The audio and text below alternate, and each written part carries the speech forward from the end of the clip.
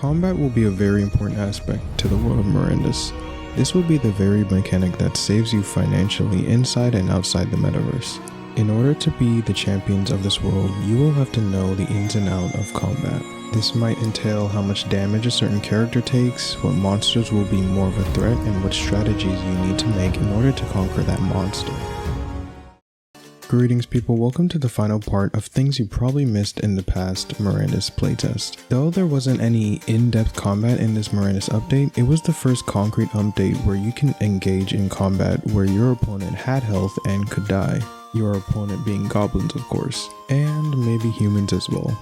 But more on that later. For those who killed goblins for material rewards, you might have noticed it takes 3 arrows to shoot and kill a goblin. This is significant because this shows that the Mirandus team is looking into the combat orientation in the game, where killing a monster has an animation and gives you material, thus moving us closer and closer to the game being launched, which is very exciting. During my experience in the world of Mirandus killing goblins, I noticed that they might already be experimenting with the weight of equipment, which is a proven aspect of the game because of this exemplar. When you have your bow equipped in your hand, you run slower.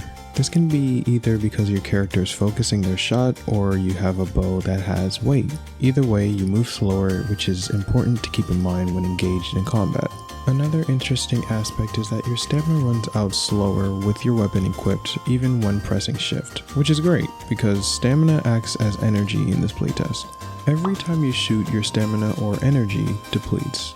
All of this information is valuable to me, because now I can start strategizing from now on how to exploit the best way in staying alive. When money, characters, and items are on the line, strategy will be no stranger to the average player. Now don't worry, I'm gonna keep this part short and sweet. I know what you've been waiting for, the humans. Humans can in fact take damage. I'm not sure if health is depleted or not in this playtest, however you can in fact get shot in the playtest. I was curious if the Mirandus team has made it to where you can PvP in the game, and I was surprised that they already made it to where you can shoot other players, a bit of blood splashes, and an arrow gets stuck in your character's asset. So what this means is that we can confidently confirm there will be PvP.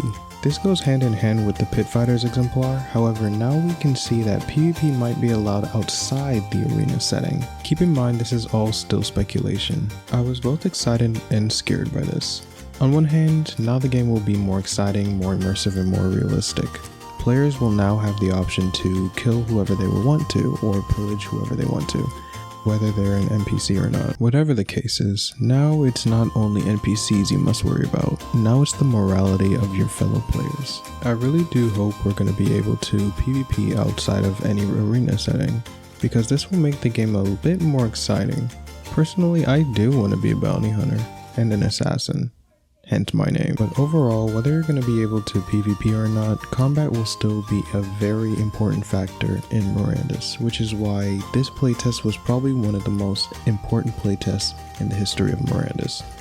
Please do keep in mind, none of this is concrete, so your movement speed might be different after the game comes out, your bow equip speed might be different, the arrow speed might be different, who knows. But overall, I'm so grateful we were able to experience this. This was my first playtest, and I don't know if it was for you guys as well, but for me it was a great first experience, despite me watching the other one.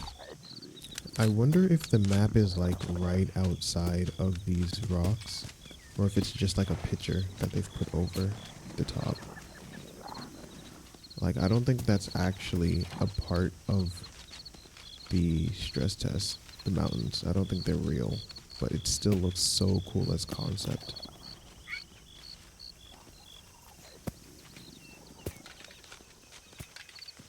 Like, imagine when you're moving and the perspective actually moves with your character.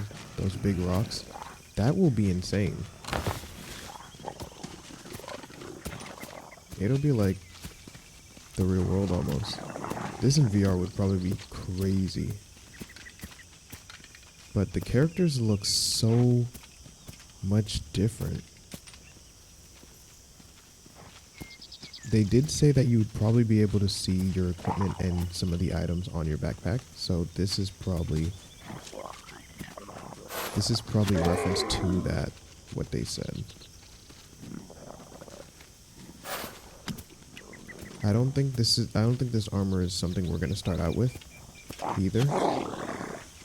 It may be a starter outfit, but I think we might actually be like naked type thing.